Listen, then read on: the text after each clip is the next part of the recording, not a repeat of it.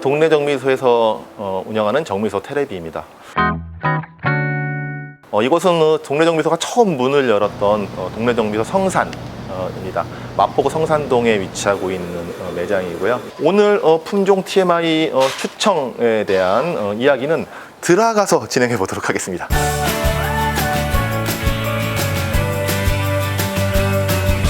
추청이라고 하는 품종명보다는 악기발이나 악기바레라고 하는 표현에 더 익숙하신 분들이 있으실 거예요. 추청이 일본에서 도입된 품종이어서 그런데요. 발음하기가 좀 편해서 이렇게 와전되다가 악기바리로 된 것 같고요.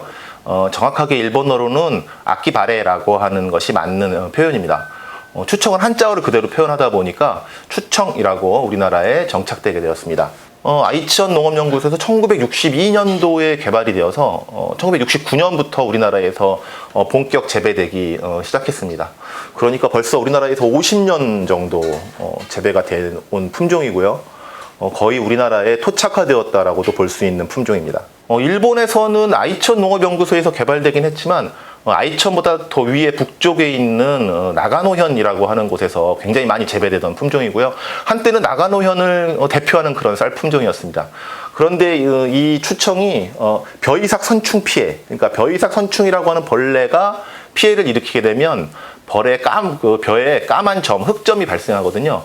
이 흑점이 발생하는 피해 때문에 점점 더 줄어들다가 지금은 완전히 재배하지 않는 품종이에요. 그래서 일본에서 개발되었지만은 일본에서는 재배되지 않고 우리나라에서만 재배되는 좀 아이러니한 품종이라고 볼 수 있습니다. 우리나라에서는 5월 25일경 모내기를 하면 8월 19일이 출수기, 그러니까 벼이삭이 패는 시기이고요. 10월부터 추수가 가능한 그런 품종으로 남쪽 지방보다는 중북부 이상, 충청북도 이상, 경기도에서 특히 많이 재배되는 그런 품종입니다. 인터넷에서 검색을 해보거나 자료를 찾아보니까 특이하게도 할아버지 할머니가 굉장히 좋아하시는 품종이다 이런 표현이 있어서 야 이거 참 재미난 표현이다 이렇게 생각이 들었었는데요. 아마도 이게 이 추청을 갖다가 놓고 얘기할 때 뗄 수 없는 통일벼 문제 때문에 아마 이런 표현이 나오지 않았나 이런 생각이 듭니다. 통일벼가 자포니카 1개 품종과 인디카 2개 품종을 교배해서 만들어져서 인디카 성격이 굉장히 강하거든요. 그래서 우리나라 사람들에겐 별로 입맛에 맞지 않는 그런 밥맛을 냈던 것이죠.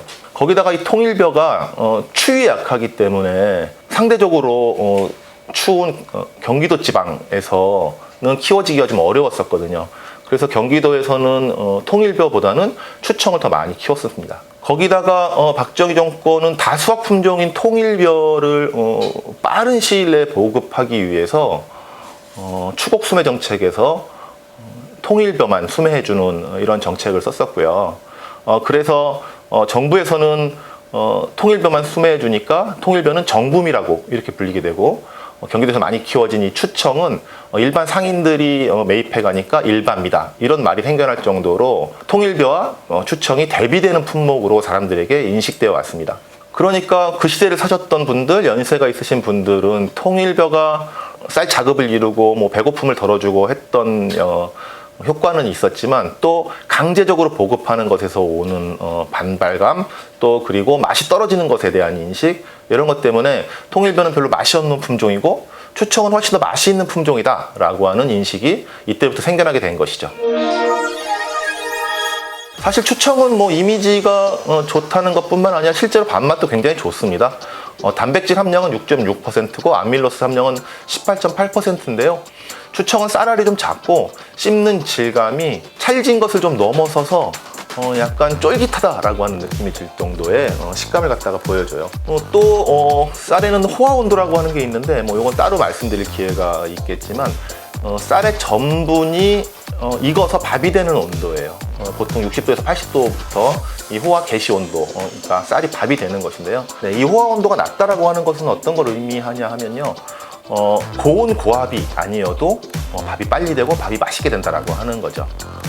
밥이 되는 온도 자체가 낮은 데서부터 시작하기 때문에 굳이 압력솥을 쓰지 않더라도 일반 솥이나 아니면 냄비 같은 데서도 밥이 맛있게 잘 익는다라고 하는 뜻입니다. 쫄깃한 정도의 식감을 가진 이 추청은 의외로 고기류 같은 데도 잘 어울리는데요. 제육볶음이라든가 아니면 소고기 묵국 이런 것하고 페어링이 좋은 편입니다. 왜 이밥의 고깃국이라고 하는 표현이 있잖아요. 이것을 대표하는 게 아마 이 추청이라고 하는 쌀 품종과 그 다음에 소고기 묵국, 고깃국이라고 하는 것이 아닐까 생각이 듭니다.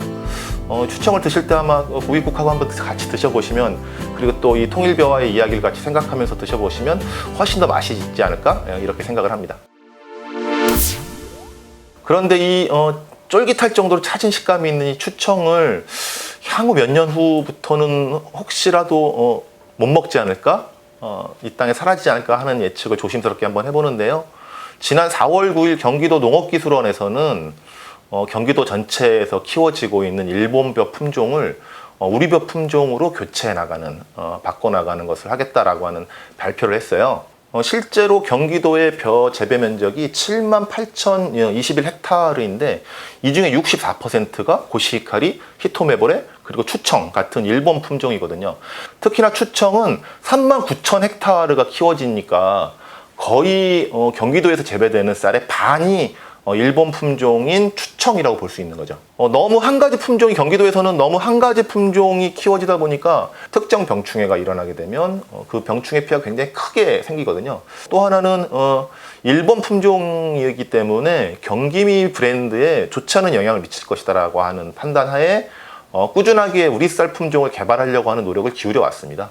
최근에는 뭐 참드림, 맛드림, 가와지로라고 하는 우리나라 자체 개발 품종을 갖다 개발해서 보급하려고 노력을 했고요. 상당히 좋은 방향의 정책인데요. 하지만 우리나라 소비자가 갖고 있는 추청에 대한 인식, 그 다음에 통일벼나 이런 60년대, 70년대를 거쳐오면서 생겨났던 역사에 대한 기록, 이런 것들이 한꺼번에 같은 영향을 주고 있기 때문에 향후에 이게 어떻게 발전돼 나갈지는 조금 더 지켜봐야 될 것 같긴 합니다.